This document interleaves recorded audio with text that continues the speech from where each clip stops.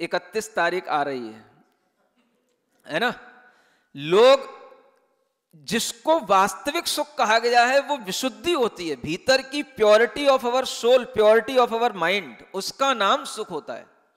और जब लोग तैयारियां करते हैं तो तैयारियां करने में पहले से ही कितने आकुलित होते हैं, तरह तरह की चिंताएं करते हैं, सोचते हैं हम ये करेंगे, यहाँ जाएंगे, वहाँ जाएंगे, इनके साथ रहेंगे, उनके साथ रहेंगे, और इन आकुलताओं में जो है वह चलते चले जाते हैं। जब वह दिन आ जाता है तो उस दिन जो है वह पूरे दिन पूरी रात सिवाय अपने शरीर को दुख देने के और कुछ नहीं होता है, अपने मन को दुख देने के कुछ नहीं होता है। किसी भी तरीके का खाना पीना, एंजॉय करना, ये सब चीजें बाद में दुख देने वाली ही होती हैं। और उस समय पर ऐसे ऐसे गलत काम कर जाते हैं कि उसके कारण से लोगों को बहुत लंबे समय तक भुगतना पड़ता है, बदनामी होती है और भीतर से पश्चाताप भी होता है। ये सबका नाम क्या है? संक्लेश कहा गया है। इसको क्या बोलते हैं? ये सब मानसिक संक्लेश है।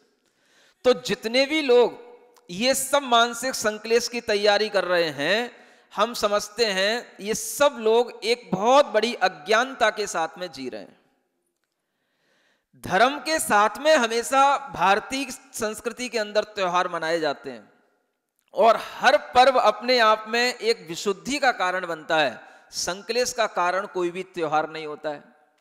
अगर आपके लिए ये 31 तारीख और 1 तारीख ड्रिंकिंग करने के काम में आ रही है, डांसिंग करने के काम में आ रही है, पार्टी में एंजॉय करने के काम में आ रही है, होटलों में ही जो है रातें गुजारने के काम में आ रही है, तो इसका मतलब है आप सब पाप के लिए ही अपने बेटे बेटियों को अग्रसर कर रहे हो।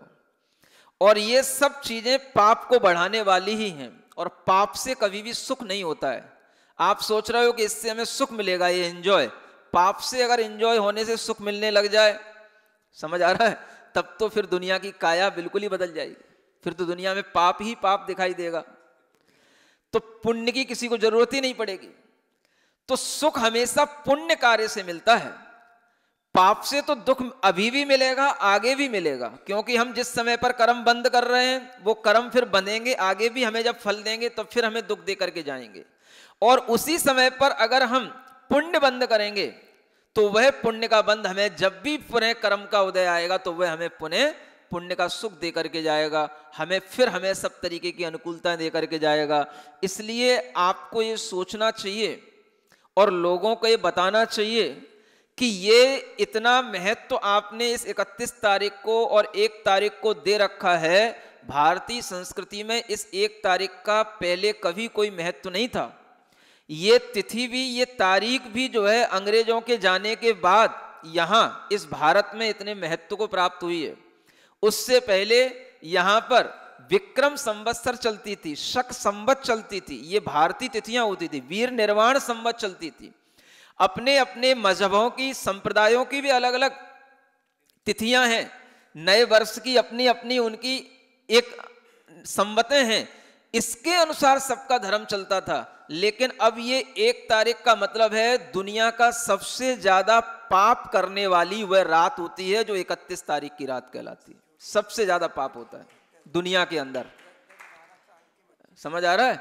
सबसे ज्यादा ड्रिंकिंग, सबसे ज्यादा कहना चाहिए पाप के काम, अब ब्रह्म के काम सबसे ज्यादा उसी रात को होते हैं।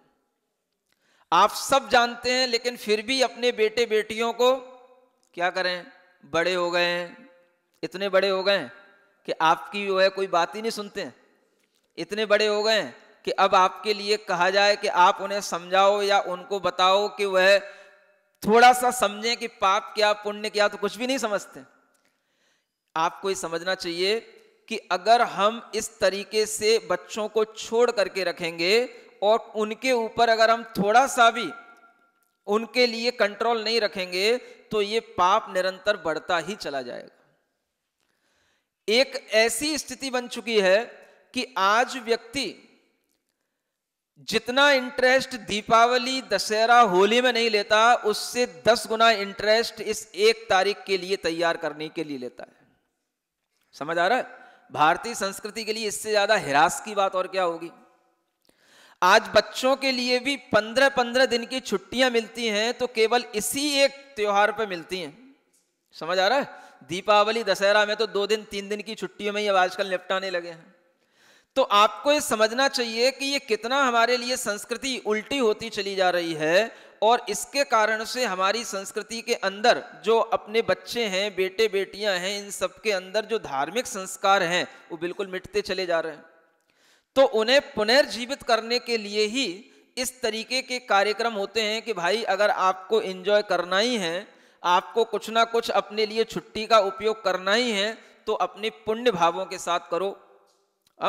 मंदिर में आओ, गुरुजनों के साथ बैठो, और उसके साथ साथ आप कुछ नए ऐसे कार्य करो, जैसे भगवान का मस्तकाभिषेक हो रहा है, ऐसे कुछ कार्य करके आप जो है उस 1 तारीख की शुरुआत भी अगर आप मान लो करना चाहते हो तो भगवान के स्पर्श से, भगवान के अभिषेक से करो, जिसके माध्यम से तुम्हारे लिए वह पुण्य वर्गणाएं पूरे साल तुम्हारे साथ में रहेंगी।